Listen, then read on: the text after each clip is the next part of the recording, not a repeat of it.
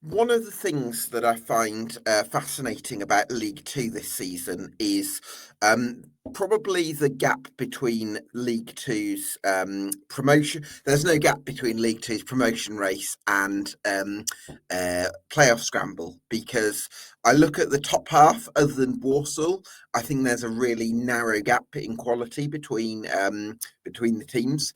And I think what that means is that maybe it's going to be very difficult in the second half of the season for teams to put a real run together, because every other week I think everyone's going to have a really tough game on their hands, and therefore there's a possibility that nobody actually puts together a serious run of form, and we might actually be looking at a relatively low points total, certainly for a top three finish, and maybe even for the playoffs as well. So in some ways it's a bad thing for promotion contenders in League Two, in the sense that there's more teams to compete with. On the other hand, it's probably a good thing, because those good teams are all taking points off one another. But I'm really curious to see what happens. And last week we spoke about the automatic promotion race. A little bit difficult to distinguish that, isn't it, from the playoff scramble in League Two? Because, for instance, you've got Bradford City, who are currently outside the playoffs at the moment in eighth. Well, they're only 3 points off Port Vale in third, and have a game in hand on them. So working out where different teams are at is a real challenge. But this evening, what we're doing is looking at outsiders for a top seven finish. Teams that, if there's teams in that current top eight or so that drop points as a result of the sort of congested top half of the table, might be able to sneak in there. So Grimsby Town making serious progress under David Artell. Chesterfield as a club certainly on the up under Paul Cook. Fleetwood Town, a bit of signs of a revival there, inspired by Pete Wild. Of course, Bromley, newly promoted like Chesterfield from the National League playoffs, but with lower expectations. But could the spirit that they've got under Andy Woodman, combined with the goal scoring nous of Michael Cheek, see them into the top seven? And of course, there's MK Dons under Scott Lindsay, who aren't in good form at the moment, but they've certainly done their best to arrest that slight slide down the table with some impactful on paper January business, with the likes of Dan Crowley, poached from Notts County. So with all that in mind, who's likeliest to make it out for the playoffs going into the last 20 games or so of the season? That's what we're going to be discussing on this League Two podcast.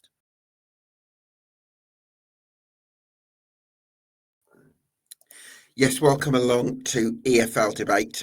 Get subscribed to us on YouTube and on Spotify. That would help us out a lot. For now, I'm delighted to be joined by my co-host for the evening, Jack Kershaw of JK Analysis 7 on Twitter.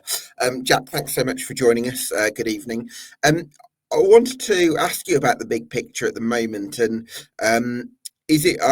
Do you agree with me? Do you think that the lines are a little bit blurred in League Two between the automatic promotion race and the playoff scramble? Yeah, definitely. And obviously, you spoke about the teams that are obviously 9th to 13th, and then you saw what Doncaster did last season. Maybe we could expect someone in the bottom half who's not likely to get in the playoffs, but all you need to do is string a couple of results together in this league, and you're shooting up. And it is really tight, because everyone said it. Anyone could beat anyone in this division, and what it's going to take is just a club to get some real form together and just take momentum. That's how Salford have got into the playoffs now, and it is tight, and I think it will remain tight too. Yeah, I mean, I'm not sure I see an equivalent of Doncaster of last season, or even if you go back into previous campaigns where Bristol Rovers and Bolton won automatic promotion from a very low point, sort of midway through the campaign. And the reason being is because I feel like it's a bit of a split league, in the sense that you've got MK Dons in 12th, who, the quality of player that they've got, I would think that they should be in the top seven, based on individual quality alone, and obviously got a manager now in Scott Lindsay, who won promotion from the level before. Whereas you look at teams sort of towards the top of the bottom half, sides like Cheltenham Town, for instance, with respect, they're probably not nowhere near as good a squad on paper as maybe what MK Dons have got. So for me, I'm not sure I see there being room for a late runner from inside the bottom half. I think that your top seven is probably going to be made of teams that are in the top half at the moment. Yeah, I think because obviously Doncaster they had 3 really good loans in January, Mm. and I sort of can't see that in the bottom picture. Obviously, people saying that Carlisle have improved, but no chance they're even getting top half this season. Yeah, So, and then Swindon under Holloway, I don't think they're going to shoot up. I think they're going to remain the bottom half. Colchester and Danny Cowley still yet to really get going. Too many draws in there for them. Harrogate just going to be Harrogate really. Just sort of get near 15th or 17th, and obviously Barrow under the new manager. Andy Wing. Yes, I think probably take time for him to adapt, and yeah, I can't see really anyone from the bottom half looking at it. I know that obviously Fleetwood are in there, but we're 9 points off the playoffs with a few games in hand, and then you've got Harrogate who played 27 and 26, and all of a sudden games will be running out for sides down the bottom to try and get on that sort of run. Yeah, absolutely. Well, let's talk about Fleetwood then, because your victory over MK Dons in midweek certainly did give you a bit more of a sniff of the playoffs, despite being in that bottom half in 13th. Would you kind of sum up the impact that Pete Wild has made on the tournament? I think so far what we've seen of Peter Wild, it's sort of what Charlie Adam couldn't do, and that sort of maybe in-game changes for Charlie Adam was more like for like. There was one game where he changed to a front three, and that was against Accrington, and we didn't see it really anymore. And then I think also with the adaptability that Wild's had, first 2 games he sat out in his 5-3-2. And then he had the 2-week break because we had 2 postponements, and then he's now had 2 back-to-back wins with a 4-2-3-1. So you've had that sort of flexibility there already, and just going back to the start of the season, we probably would have let more than one goal slip last night against MK Dons, which we didn't. We dug in, but I mean, although MK didn't really test us as much, they only had 4 shots with how much they dominated the ball, but. It's good to see that at times we will press, but it's not going to be a case where we're going to press for 90 minutes because obviously it's not sustainable. We will sit behind the ball, but I think we have got a very good set of lads who can really grind results out because I think there's more physical bodies on the pitch than it was more 1v1s where either Ryan Broom was right wing back, Phoenix Patterson was left wing back. They were either getting out muscled or sort of lack of concentration, and really they're not sort of players that you'd want in them defensive positions. So it's clear to see that Wild has seen the team, even though we've got a small squad. He wants to play to the team strength and not put teams out of position because he said in his interview that's just putting your team at a disadvantage already. Yeah, absolutely. One thing that strikes me as a new thing about a Pete Wild side, which might not be true, but certainly strikes me, is this willingness from the goalkeeper to be a little bit patient in picking the passes. Because there was one highlight that led to the Matty Virtue 1-on-1 in the first half, Jack, in midweek, where there was one in 10 seconds before that, Jay Lynch had the ball. And it didn't look like he had loads of intent to go anywhere with it. And then all of a sudden, it was like he quickly changed tack and then went into those forward areas. And within 10 seconds, Matty Virtue was through on goal. And I think Pete Wild side previously, I think Jay Lynch would have got the ball forward straight away. And I just wonder if it's a new thing that Pete Wild might have learned, that actually, if you sort of lull opposing teams into a false sense of security, whereby they think the goalkeeper's going to take their time and they've got nothing to worry about, and then all of a sudden there's a quick change of speed and tempo, and it's right into the middle of the pitch, and the team's open. I think you can catch opponents off guard like that. Yeah, definitely, and I think because Wild did that at Barrow, he more or less had a target man, especially with Emil Aqua. I think with Ronan Coughlin, you're not going to get that sort of aerial presence. But I mean, I'm not too sure with the ball that it was actually meant for Coughlin behind. It was a bit of a weird one because the ball was kicked actually quite low, And then I think an MK player either went out the way of it, and suddenly we're in behind. I'm thinking, is Jay Lynch on for 2 assists for the season with a long ball? Because actually he's assist against Chesterfield. That was to actually kick it long when we're 1-0 down, and then Keane Harrott scores a screamer. But I think maybe when we have that target man, we might look to sort of play it quicker. But definitely, I get what you mean, because especially when MK played that high line, and I think Ronan Coughlin had a very, very good game, because every time he just stretched their back line and caused problems. Yeah, absolutely. But I think with the way that Ronan Coughlin plays, there was one moment, probably again in the first half, where Patterson kind of cut inside a little bit and Coughlin went on the outside to try and create a chance for somebody. Might have been Bonds or Virtue getting on the end of it.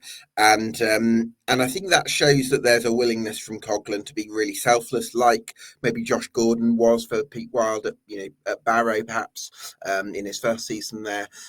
There's a real willingness to kind of run the channels and try and create chances as well as be the goal scorer.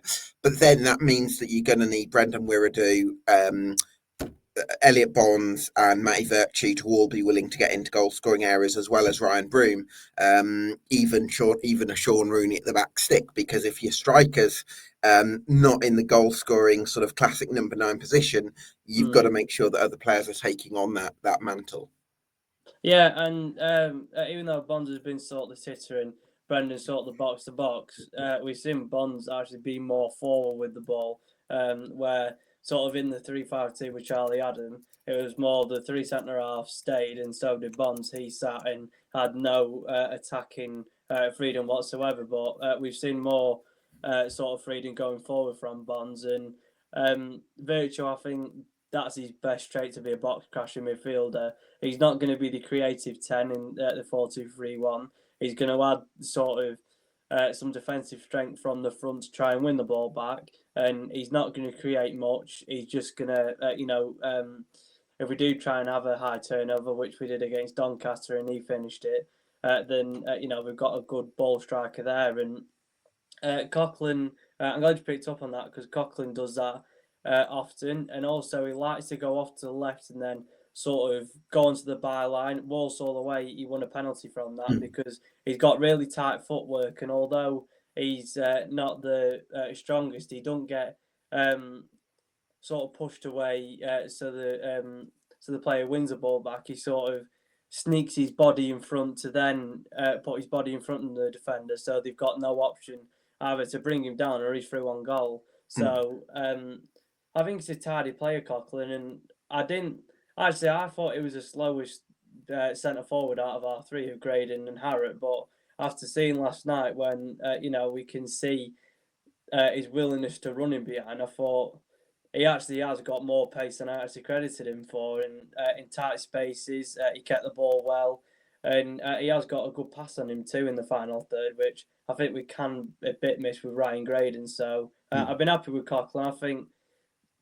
I think the biggest issue is as much as he hits the target, he just needs to try and find the corners. Sometimes it's straight down the keeper's throat, and I think if you try to find the corners more, it'd be on double figures already. Well, clearly doing a lot of work for the team, and hopefully that clinical edge in front of goal will come with time. Delighted to be joined now by Tom of Spireites Write on Chesterfield. Good evening, Tom. Thanks so much for joining us. We will be joined by Georgie Weaver in a few minutes' time. But Tom, I wanted to talk to you about Chesterfield because I think it was going into Christmas you were up as high as 5th, and now you're 7 points off the top 7. So it's clearly changed very quickly. I think you're, and obviously there's been some bad news with losing Dylan Markande to the recall. So I suppose your playoff chances are going to be determined by what happens in the next 10 days. I think yes and no, because I think a lot of the reason why we've dropped off so much is just the sheer volume of injuries that we've had. I think at one point we had 14 first-team players out, and it's really hard to maintain any level of consistency when you've got that level of injuries, isn't it? So yeah, I think that's the main reason why we've dropped off so much. Obviously, teams can go through ups and downs over a season, but yeah, I think it's been inflated by that for sure. But we're starting to get players back now, and obviously, as you've alluded to as well, the transfer market's a thing, and we've brought in a few players already. So the squad's looking a bit more healthy now. I'm hoping that we can go on a bit of a run in the next few weeks. Yeah, absolutely. One thing that did stand out to me in the last game was Ryan Colclough on the left, linking up with Brandon Horton quite nicely. And I'm just wondering, now you've brought in Jack Sparks, who I think is probably going to bring a different level of quality and execution than with respect to Horton, perhaps he might be able to provide. So is that something that excites you, the possibility of that link-up play between Colclough and Jack Sparks, who you've got on loan from Peterborough? Yeah, very much so. I think all the four-cook systems, it lies overlapping full-backs who've got a bit of technical ability to them. And to be fair on Horton, he's actually had a really good season. He was probably one who, in the summer, I wouldn't have been too disappointed if he'd been moved on. But with obviously the injury to Lewis Gordon, who came in, who it looks fantastic to be fair, but I think he's out until March now. So Horton has, in the last few weeks, done a really good job at left-back. But yeah, like Sparks, who has got that higher league experience, and like you said, comes very highly rated, and will hopefully add a bit of quality there. Yeah, it is very exciting because Colclough, he's the kind of player that loves linking up with those first-time passes, the overlapping runs. He's always looking for them, and obviously he cuts inside a lot as well, so that'll open up space for the likes of Sparks. So yeah, it's an exciting one. Jack, from a neutral perspective, I don't know how much you've been able to watch of Chesterfield this season, but what's your sort of perspective on where they're at? Well, I think, obviously Chesterfield have got the quality, and they've also got a great manager in Paul Cook, and just seems to be injury after injury for them. That's really been letting them down. And I think, obviously, like I said, Leeds and Markandy is going to be really tough, but they've still got Dobra who can sort of be in them spaces. They've signed now Peppel on loan. Obviously, he's been in the National League, but I think he might sort of bring a different profile to Madden and Grigg, and I think that's really what they need. And cause obviously, Madden and Grigg, both of them, because Chesterfield start one striker, it's hard to obviously get them both in, but both of them sort of provide that goal scoring threat. And now Peppel, I think he'll be able to sort of bring a different profile, and then hopefully, the men behind him, Colclough, we know that he can be a real threat at this level because of how he was at Wigan when they got promoted. I'm sure Cook was the manager then too. So I think at Chesterfield there is hope there, and it's just about maintaining the fitness of that squad, and also just keeping the players hopefully fit for the rest of the season. Yeah, absolutely. I mean, Tom Naylor is having to start in central defence, or has done for much of this season, because you've not had any luck with injuries at the back. But I'm just wondering, I also feel like you're missing maybe that destructive presence in midfield, and I'm wondering if, one thing you might want to recruit for is a really athletic, tenacious midfielder who can break things up and give you that sort of solid platform, because you've not kept, if I think 6 of the current top 7, they've kept a double-figured number of clean sheets, whereas Chesterfield, I think it's about 7 clean sheets or maybe 6 that you've kept, which isn't really enough. And I'm just wondering whether you've missed that kind of tenacious presence in front of the defence. I think so. I think you're spot on that Tom Naylor could be that kind of presence if he was allowed to play in midfield. Obviously, he's getting on a bit in years. I mean, he's still got legs in him, hasn't he? But he's 33, 34. So I would quite like to see a sort of young up and coming defensive midfielder brought in, like you say, to screen the defence a bit more. But I think obviously in recent days we've signed Janoy Danassian and Kyle McFadzean's just signed today to go into defence. So I'm hoping that allows us to move Naylor back up to his more natural sort of holding midfield position, because when he's on it in front of the defence, he's a really, really solid player, and he's one who's confident stepping up with the ball and driving up the pitch as well. So he's got a bit of everything, to be honest. So where else do you think Chesterfield are going to need to recruit? Because I think you've already made 2 or 3 additions, I think, so far. So, are there any other areas where you think you're going to need to strengthen in light of some of those injuries? Yeah, I think, obviously, as we've alluded to, Dylan Markande is going to be quite a big loss in that attacking mid three. And obviously, it's pretty widely assumed James Berry's going to be moving on in the next few days. I've heard he's had a bid accepted from Wycombe. That's a big leap for him, actually, just on that, Tom, isn't it? Because it's not like he starred particularly in the National League season, and he had a great start to the season, but you could argue, even in League Two, his form has been up and down. So to think that this is somebody ready to go for a club that could be in the Championship next season, that feels like a bit of a stretch, doesn't it? Yeah, don't get me wrong, I like Berry, and he's got a lot of talent, but he's not consistent yet. And I do think it's an interesting one from Wycombe. I wonder if they're signing him as a future prospect and then they're going to loan him back out to a League Two team or whatever. But I think it is a little bit of a punt on him at this stage. And I'm not saying that to disrespect Berry, because I do really like him, and he's come up with some great moments for us this year. But yeah, I agree. I'm not sure about the consistency there with him. But obviously, if we lose him and we've lost Markande, we're definitely going to need a winger or two, I would say, in this transfer window. But it's just who's available, isn't it? So, I mean, you look at the team we've got now. We've got Cole Clough, like you said. Mandeville can play out wide and do a good job of it. Dobra can play on either wing or in the number 10. I'm pretty sure even Bailey Hobson could do a job out wide if you wanted him to. So we've got options, but they're not quite the quality options of Markande. And obviously Berry has been off the bench at the times this season. So, yeah, I'd like to see another attacking midfielder brought in. Is there a feeling, Tom, from what you've seen in the first half of this season, that although, Chesterfield have got some very good players who would look right at home in League One, there's also a feeling that the squad's maybe, even taking into account the injuries, which I know has a massive impact, that the squad, if we're thinking about Chesterfield as a prospective League One club, that maybe you're just a year short of that sort of level and maybe could do with a year to grow a bit more next season, as opposed to going up straight away and maybe needing a bit more of a bit more surgery.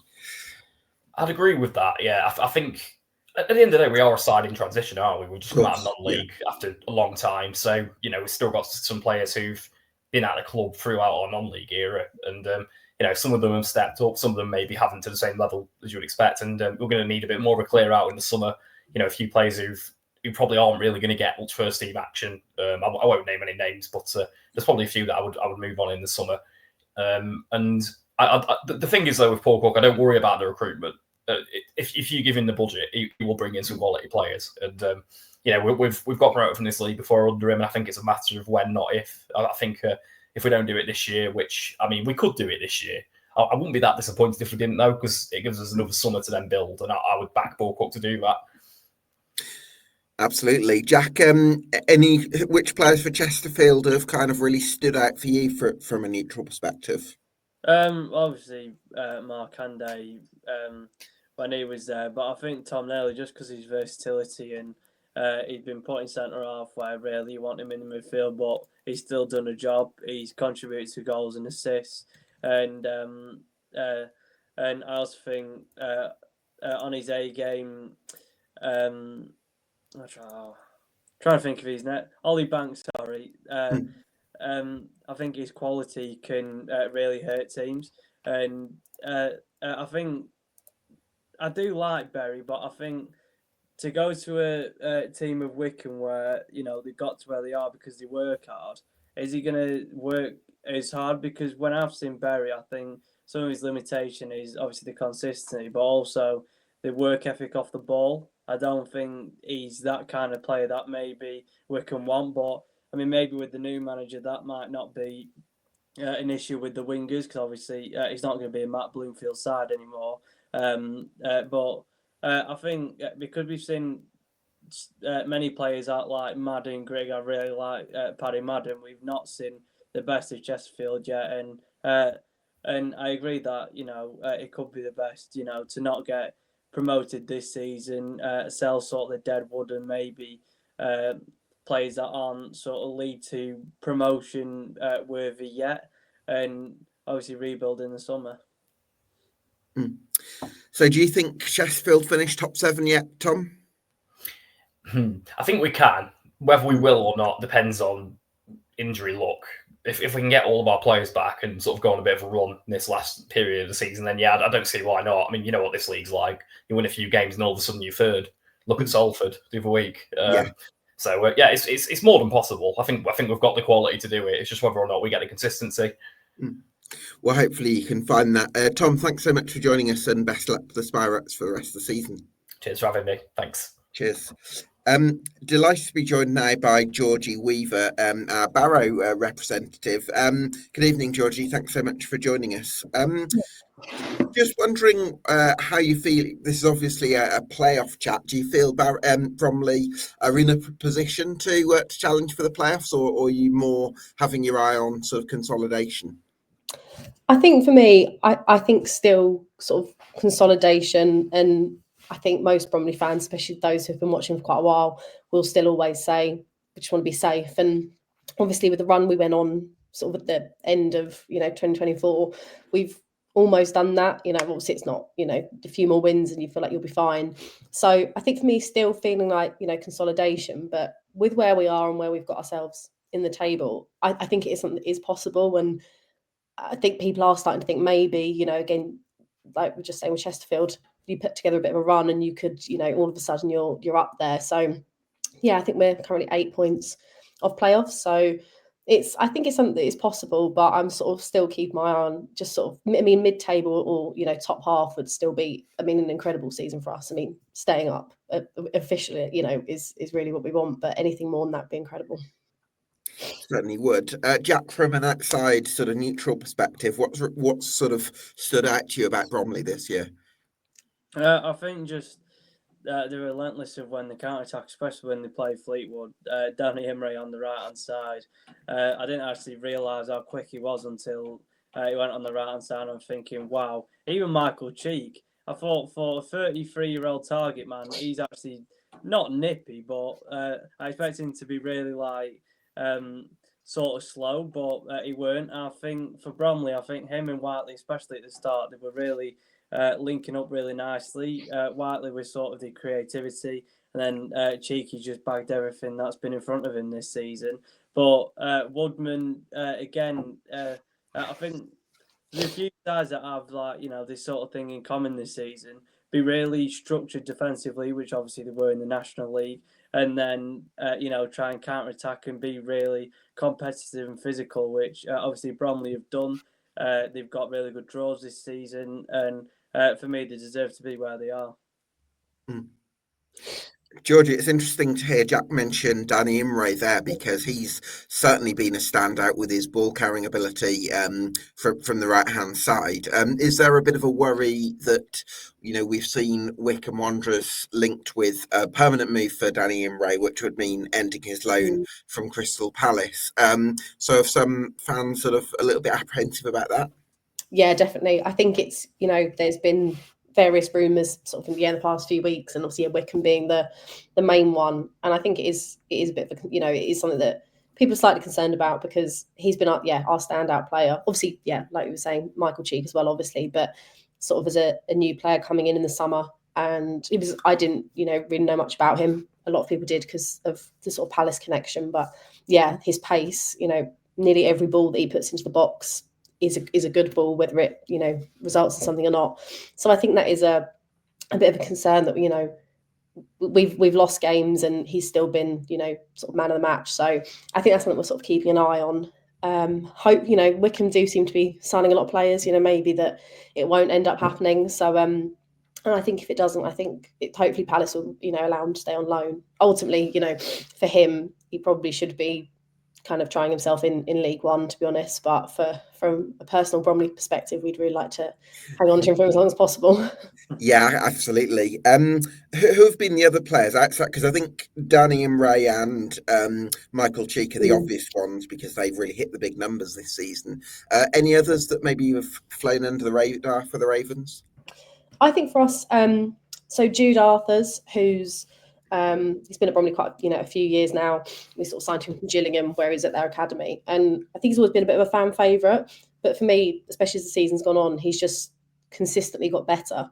And he's chipped in with goals, which at the start of the season, as great as it is that Michael Cheek's scoring loads, we were sort of struggling with other members of the team, scoring.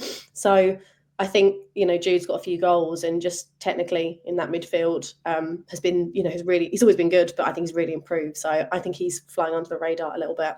And Ben Thompson as well in the midfield. It was really great. We've got him on a permanent signing now from Stevenage, I believe. So I'd say that sort of in our midfield been, other than, Michael Cheek and Danny Imro. Yeah, I think getting Ben Thompson permanently was a fantastic signing. I think he could still be a real asset for you, because I've seen him produce an outstanding performance with my own eyes in the Championship level against my own team, Birmingham, for Millwall, and I'm sure he's still got some of that quality. So I'm sure Bromley can be a place for him to rebuild his career. Yeah. So how are you feeling then? Do you think Bromley could possibly crack the top 10 this season? Do you think he can stay in the playoff equation? What's the feeling? I think it'd be quite nice if you're sort of in that top 10, and then there's, a chance sort of, towards the end of the season, and then obviously be officially safe. And I think just having that chance of, could we, couldn't we? So I think it's possible. We've got quite a tough run coming up. We had Crewe away at a couple of weeks ago and lost that, but that was pre FA Cup third round, and then we lost the game after the FA Cup third round. So a couple of not so great results. We've got Notts County away coming up and Chesterfield away, and obviously with us, any game you look at in League Two seems difficult, but it does feel like quite a tough run throughout January and February. So I think if we get through that and you're still sort of top half, maybe I think there's still a possibility. But you look at the teams above us and sort of around us, and you do just think they've probably got a bit more just to creep themselves up the table. And even those teams already in the playoffs, you do think, you look at them and you can't see many of them sort of slipping down. So it'll be tough if it is doable. Yeah, that makes a lot of sense. Well, Georgie, we wish you well for the rest of the season. Thank and you. Look forward to catching up soon. Thank you. See you later. So, Jack, I wanted to move on to MK Dons, because we had a video from Jacob Beecher, who's an MK Dons fan from the EFL Insider. Here's what he had to say. Are MK Dons dark horses for the promotion push in EFL League 2? That's what I'm here to talk to you about today. Many people have written MK Dons off this season. One of the main reasons is our adaptability. Adaptability means we can pinpoint weaknesses in other teams' systems and attack those to make chances and potentially score goals. For me, adaptability is one of the main reasons that wins you titles. Unfortunately for MK Dons, Scott Lindsay has not implemented this. He does not like to change his system. He likes to stay in his negative possession-based football. Another reason I think MK Dons are really struggling is our defensive mindset. With this negative football, we don't tend to move the ball much up further. However, we play an extremely high line. When MK Dons lose the ball, we're then caught out on a counter-attack, and many teams with pacey wingers then can bomb down the lines and catch out our centre-backs, who are not the fastest. This has then been changed in the January transfer window, when MK Dons signed Jay Williams from Crawley, an ex-Scott Lindsay player, a brilliant warrior in the midfield, and can play centre-back. He can do anything to win that ball back for a team. Another player, although attacking-minded, is Dan Crowley. Dan Crowley is phenomenal. He's a magician and can do things with a ball that nobody else can ever do. Another brilliant player, but on loan, is Newcastle's Joe White, a brilliant player who did very well in his first start. That's all from me. Hope you all have a good day. Yeah, thanks so much to Jacob Beecher for his contributions, and you can obviously go and check out his stuff at the EFL Insider. I have to say, though, I think it was very harsh on Scott Lindsay. I think when you look at his achievements with Crawley and the kind of football that he got them playing, I'm pretty confident that eventually he'll get MK Dons sticking, even if it hasn't, even though it's taken him a bit longer than he might have liked.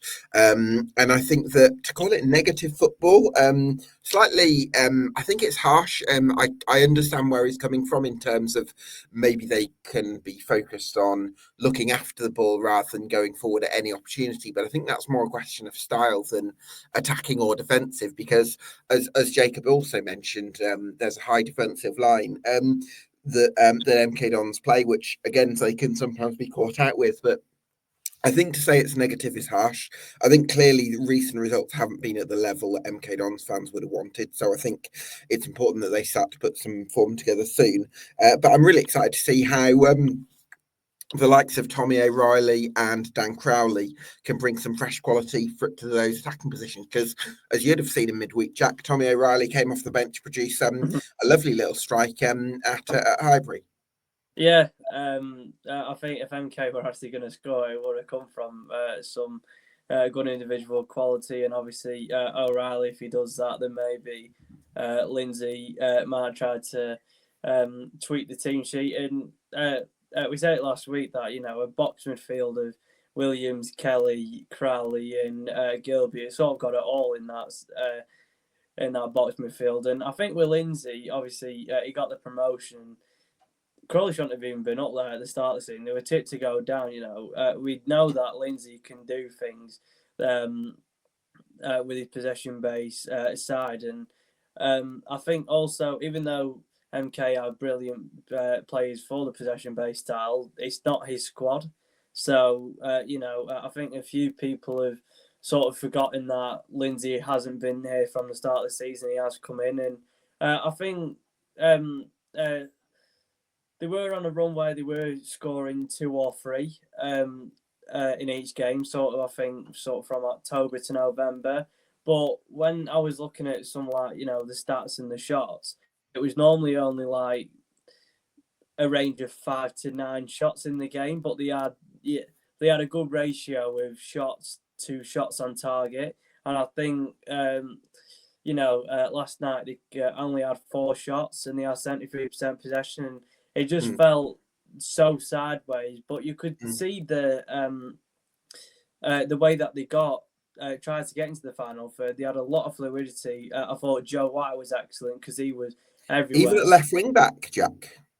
Yeah, because at times we weren't even left wing back. There was so much like rotations in the squad that Joe White had the freedom to go anywhere. And sorry, would you just explain? That sounds really interesting because I've watched the extended highlights, but I've not had the chance to watch the full game. So how would you kind of, if you can, sort of unpack how Joe White sort of was able to play in sort of multiple different positions and had that freedom, even if maybe the team sheet might have said that he was left wing back? Yeah, so out of possession he was left wing back, but I think in possession when he could sort of roam and try to maybe even go out on the right, even though Crowley was more positioned there. But I thought he had the freedom, and then it was sort of Kane Thompson-Sommers that was sort of holding that position on the left. Because I think MK's definitely, you know, they tried to get in the main 1v1 versus Potter. It didn't work because every diagonal ball Potter near enough got to, and then they would try to work the give and goes between Crowley and the main. It worked sometimes and sometimes it didn't. I think the left-hand side, they didn't really attack them all because of White obviously having that freedom, and then Thompson-Sommers, you wouldn't have thought, you know, you won't really want him. And also, it's not like Sam Sherring is a super attacking outside roaming centre half who's going to fly forward. So, yeah, maybe. Yeah. I also thought, actually, just on that, Jack, you had Luke Offord as a right centre half, and I thought might be one of the first chances Fleetwood had. I thought, for me, you want your middle centre back to be very aggressive without the ball, and you want your wide centre halves to actually be more about waiting for those 1v1s. So you want them to be really athletic and to almost have the confidence to say, "Come on, then, if you're going to go." Yeah. 1v1, I've got the pace and strength to deal with it. And I don't think Luke Offord is quite like that. I think he's more of a really aggressive centre half. He'll go and step in, and I think that's better for a middle centre half where you've got the cover of 2 centre backs who are a bit more sort of restrained than as an outside centre half where if he goes, all of a sudden, Nemain's really high up the pitch and there's not as much cover behind him. So I think that's a potential problem. So a couple of things maybe for Scott Lindsay to look to maybe rejig, perhaps. Yeah, and obviously Luke Offord has the ability to step into midfield. So obviously that's a trait that he can have there. And obviously, I think they missed Lawrence Maguire, who was obviously left centre half. Yeah. And And I thought at Crawley he was really creative. So maybe, not having Maguire in that left centre half spot maybe damaged them. And it was interesting to see actually that Joe Tomlinson didn't start, which I thought maybe he would do. But obviously he's trying to sort different things out, and he just been put in the job about a few months back, and I think he's just trying to find those ideas. But I thought just MK, they were just, I think, playing too much side to side, and there was a lot of trying to play the give and goes. Crowley had dropped deep and played the great long ball. I mean, there was one where Scott Hogan was through, and yes, I saw that. Do you know what, though? I thought James Bolton showed Scott Hogan far too much respect. I mean, I like James Bolton in the sense that he doesn't give anything away because he always holds his position. He's a very, what I'd call, sensible defender, despite being a fullback by trade. He's somebody who won't lose many individual duels because he only competes for the ones he's absolutely certain that he's going to win. But also it means that you're thinking, oh, come on, it's Scott Hogan. He's a good finisher, but he's not gonna take you on for pace or strength or anything, so you can probably just go and close him down. So yeah, I'm wondering whether you feel like you might need another centre half on a slightly bit of a tangent there. Yeah, because when I was thinking there, it was sort of Finlay Potter's deflection that took the shot away, and you're thinking, come on, Bolton, try and really go for him. I think Bolton sort of suffered against target men this season, which that doesn't surprise me. He's not particularly physical. He's not very tall. No. He's a fullback by trade. He's not going to do well against target men, is he?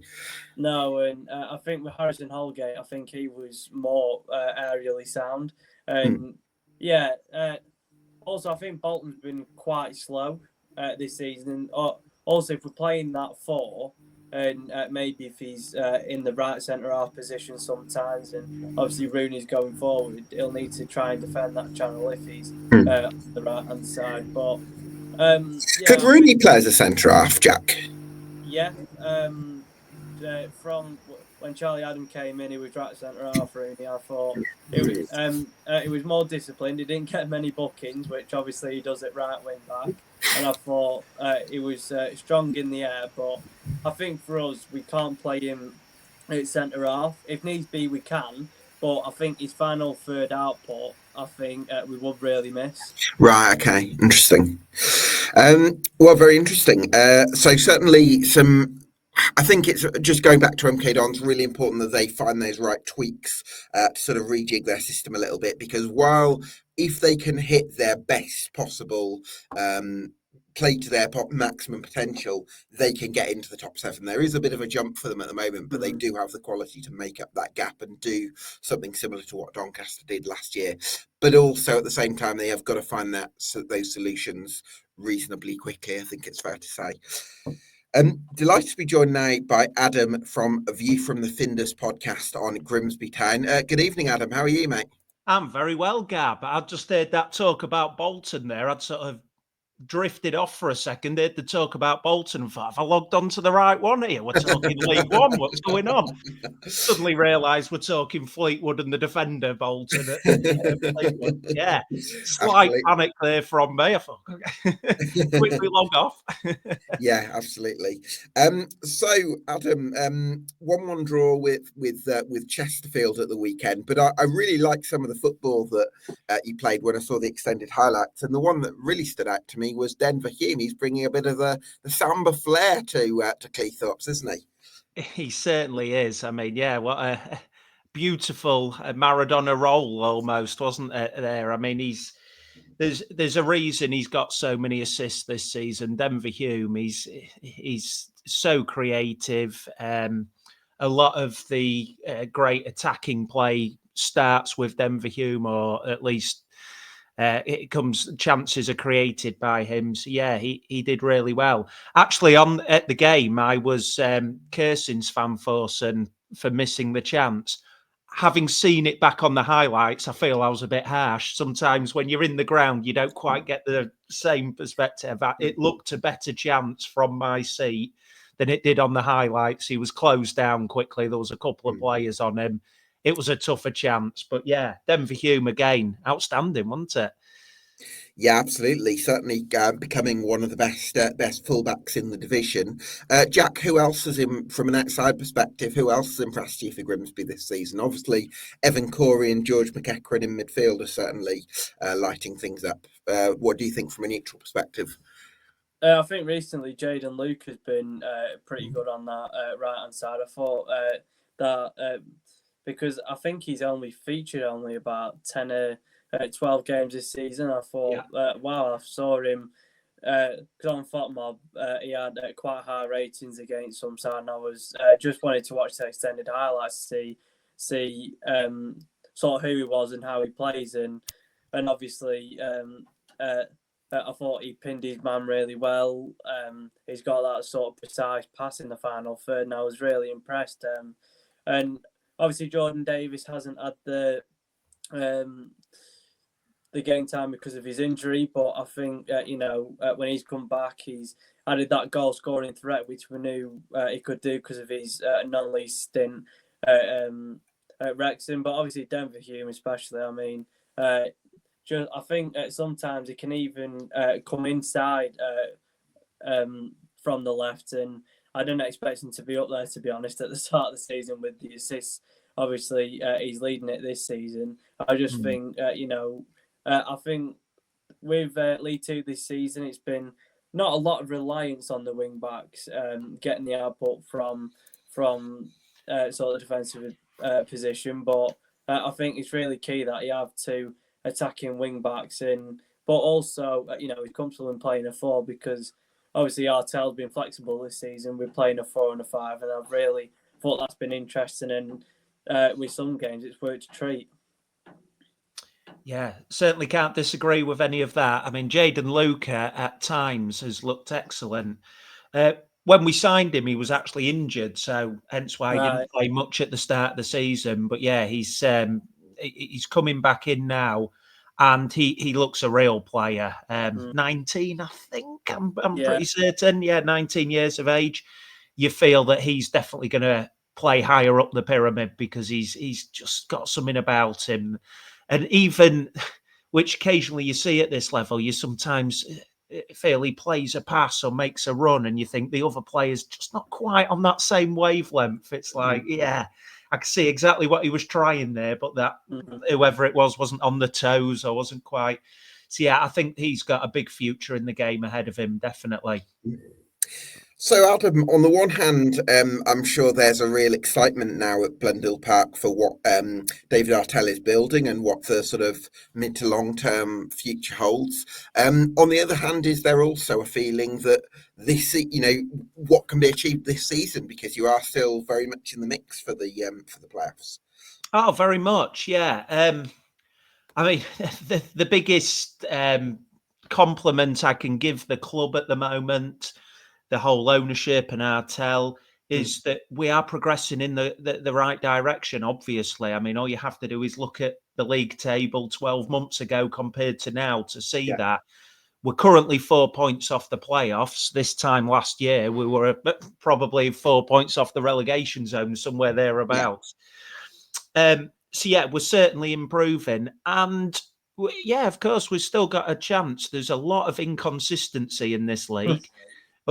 Us being the absolute epitome of that, I feel. We're inconsistent with a capital I. And that's just Blundell Park's pitch at the moment. I mean, the consistency of that we won't get into. But yeah, we've certainly got a chance as long as we can stay around that playoff picture. It's the old classic, isn't it? If you can go into the last 10 games and you're only a few points off the playoffs, you've got a chance of putting a run together and getting there. And actually, in our next 8 games, we're only playing Doncaster away.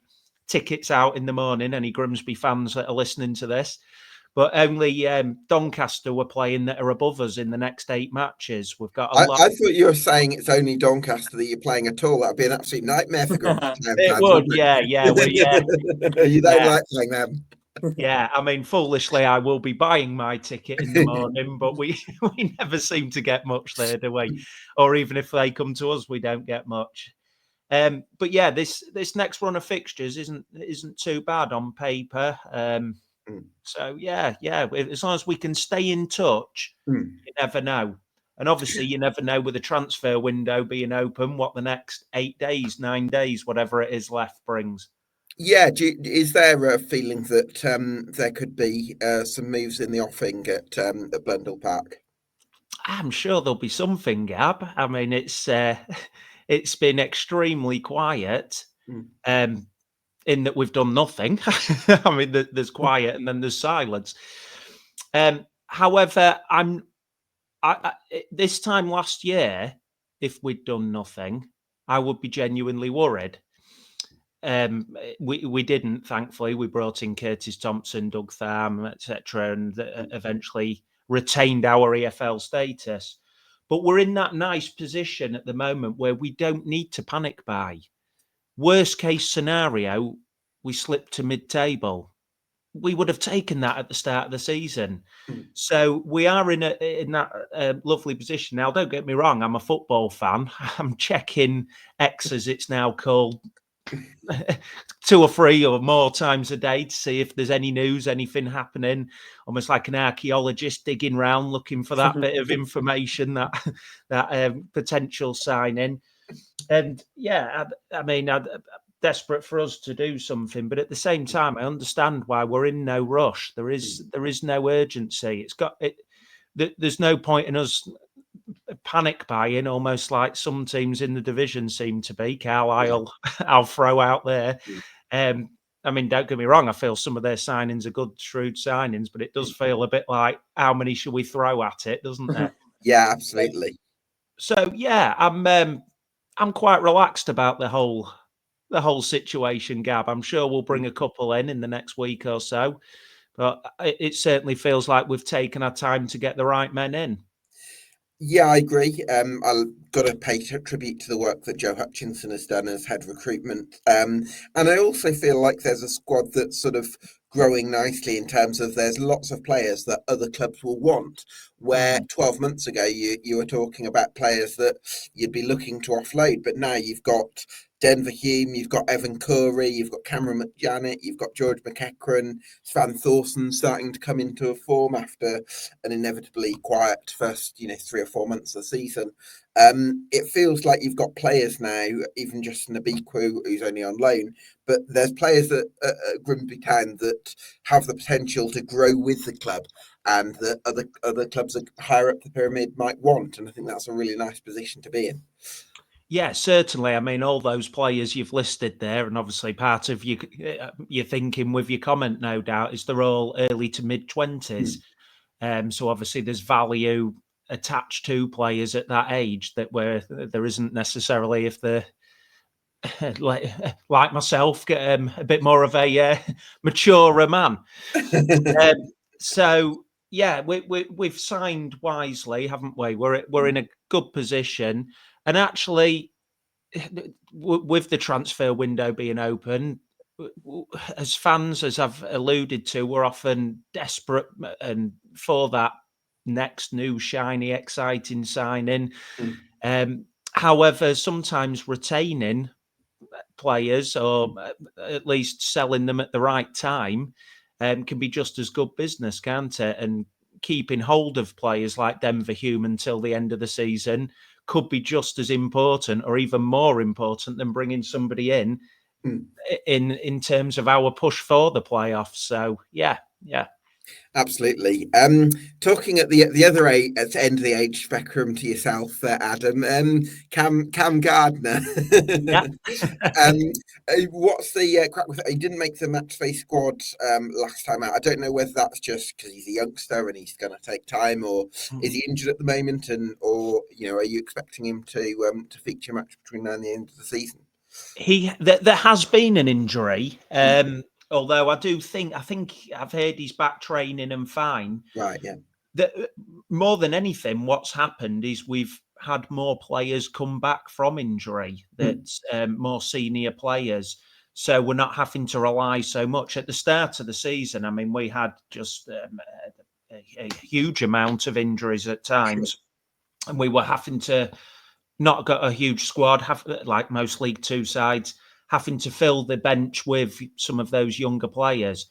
Now, don't get me wrong, I'm not saying Cam Gardner was just thrown on there because he's a younger player, because there's been times where he started with Cam Gardner, even over experienced pros like Danny Rose. Sure. And I think there's a big future in the game for Cam Gardner as well. I really do.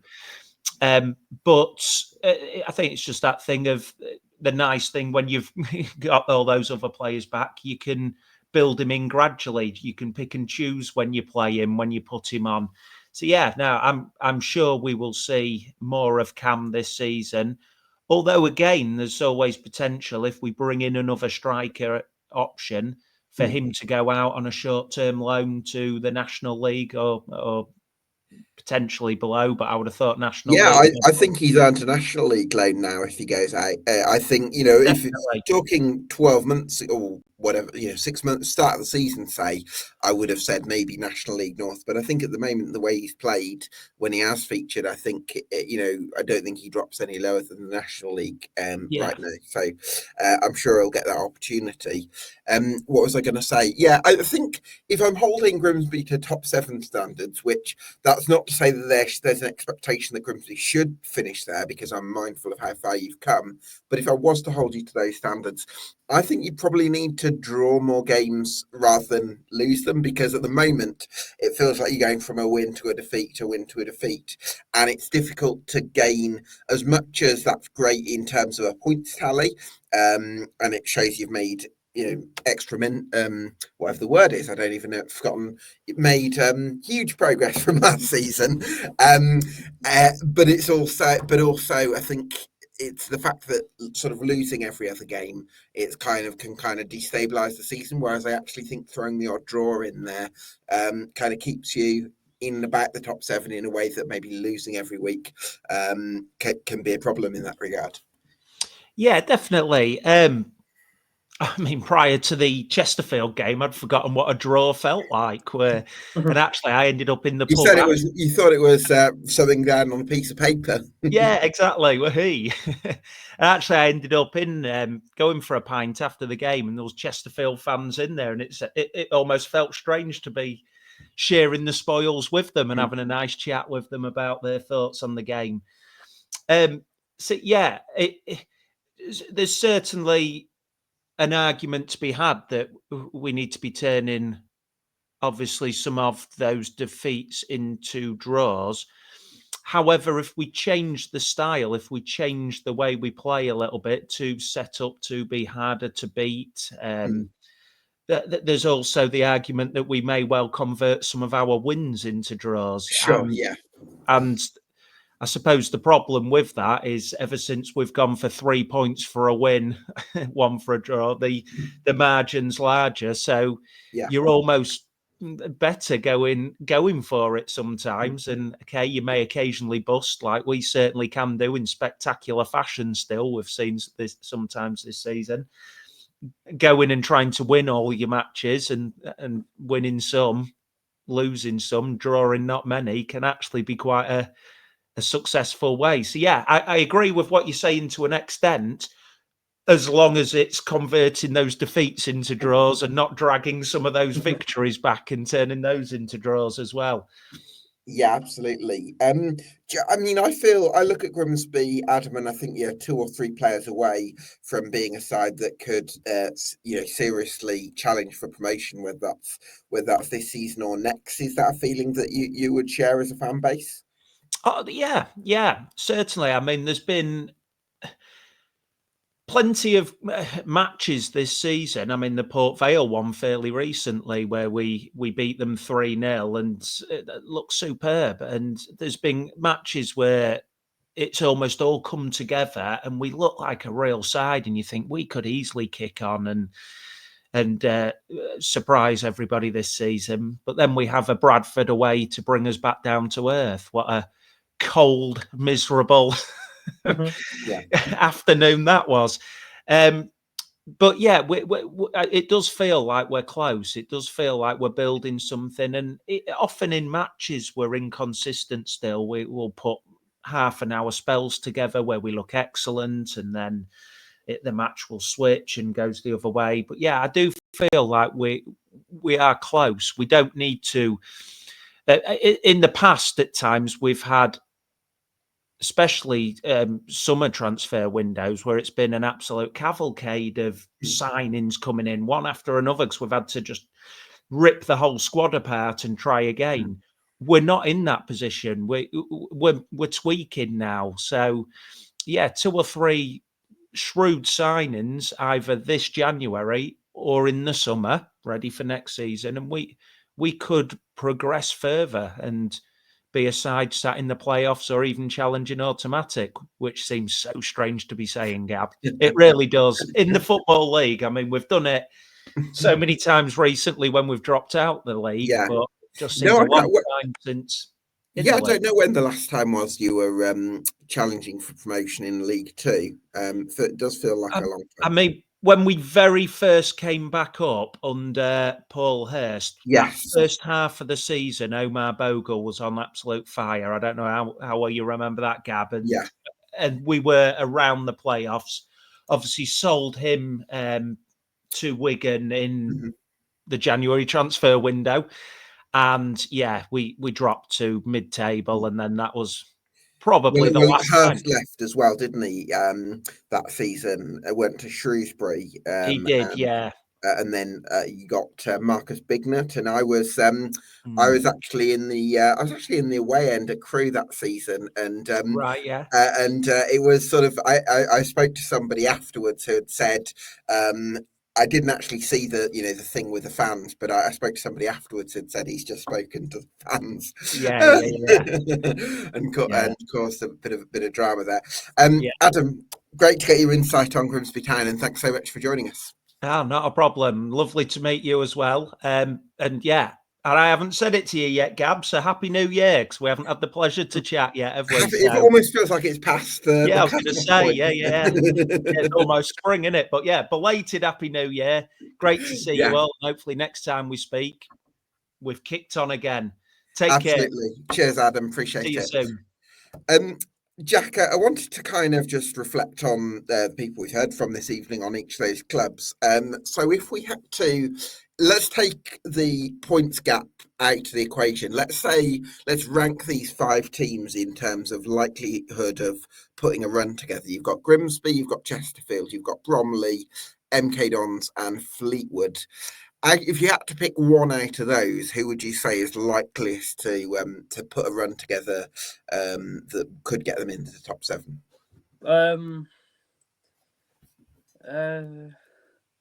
I think Chesterfield, due to them getting players back. Obviously, it's another question: will they stay fit? But I think with them, I don't know how long Shea Dunkley's out for, but they'll certainly get Greg and Madden back, and if they keep Berry, that's a bonus. I know they'll lose Mark Candy, but I think Paul Cook can drill it into them to really get the best out of them.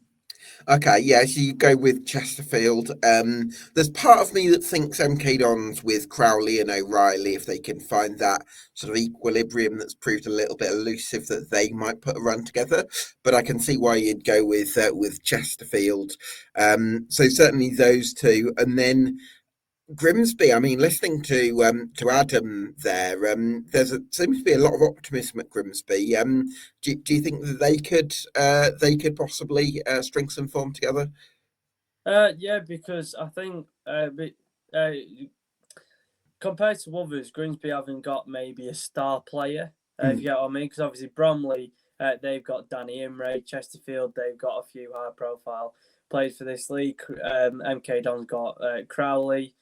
I mean, Fleetwood, we've got Brendan Wirradu. And then you think with Grimsby, they haven't got the star player of that maybe calibre, but looking at the bench against Chesterfield, that's pretty strong.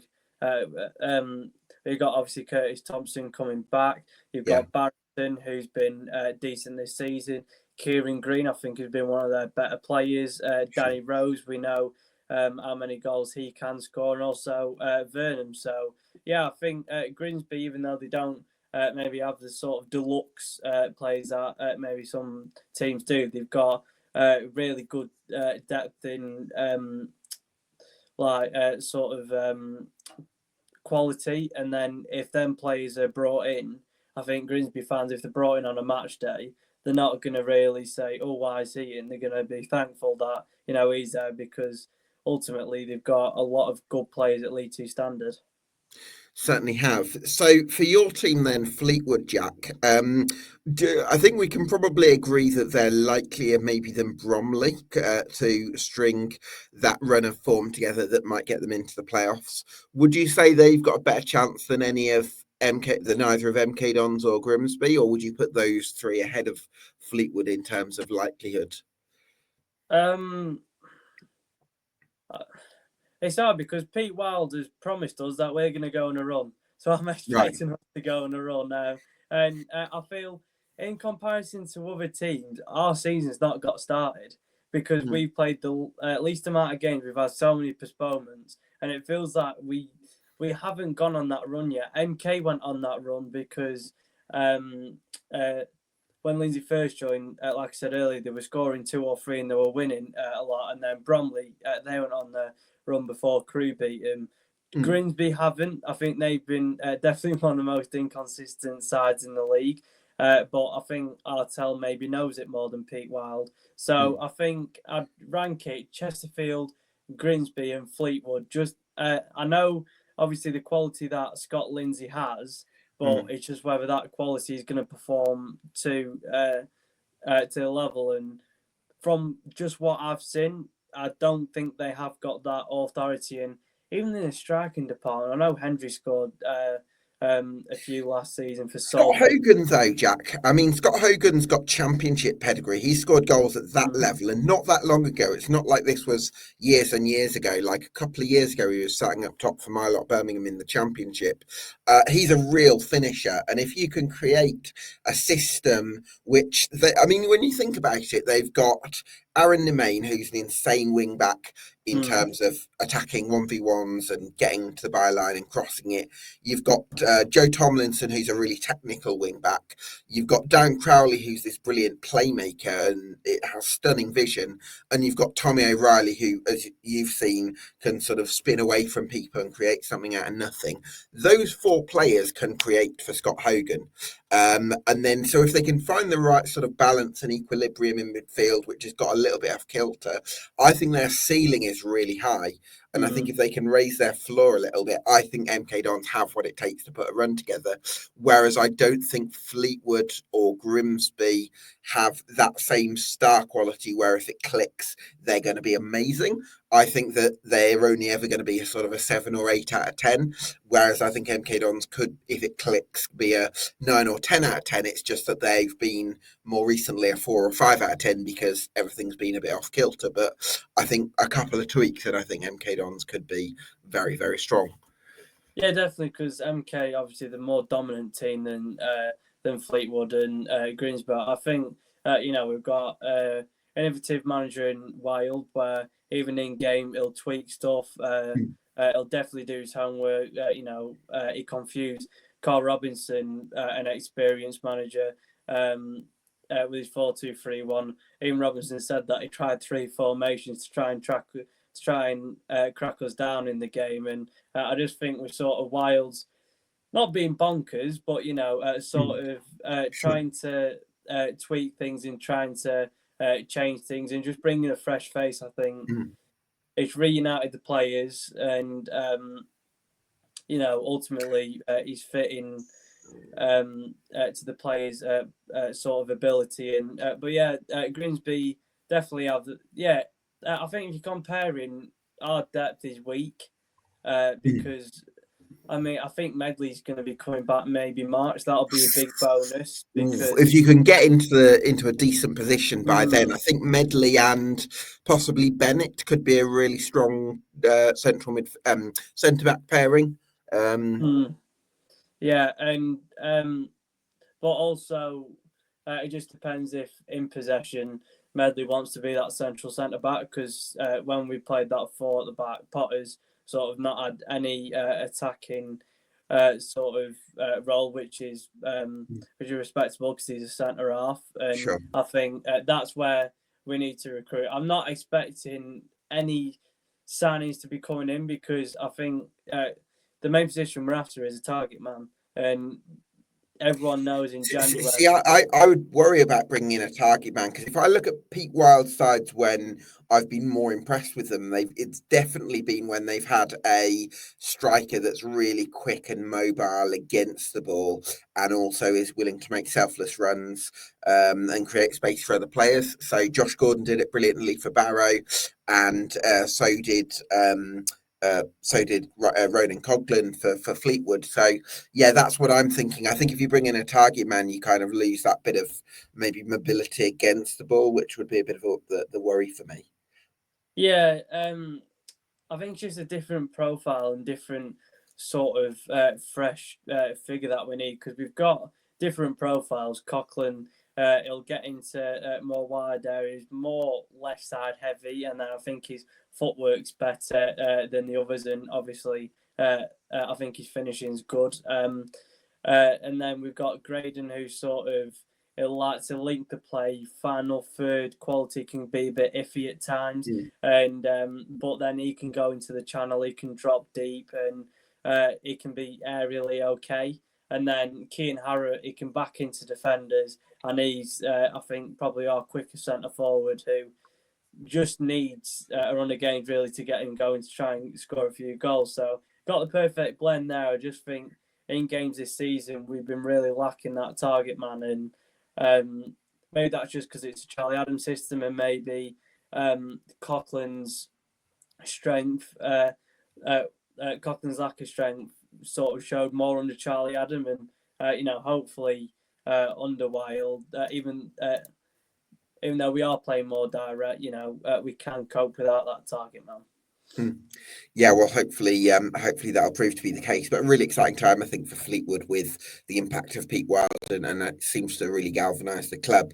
Good to see those celebrations of fist bumps back in League Two as well. Listen, Jack, it's been great to get your brilliant insight on League Two. Always a pleasure to have you on, mate. Likewise, thanks to all our guests this evening. Thanks to you for watching at home. This has been the EFL Debate League Two podcast. Get subscribed to EFL Debate on YouTube and on Spotify. That would do us a huge favour. But in the meantime, enjoy League Two, and we'll see you again next week.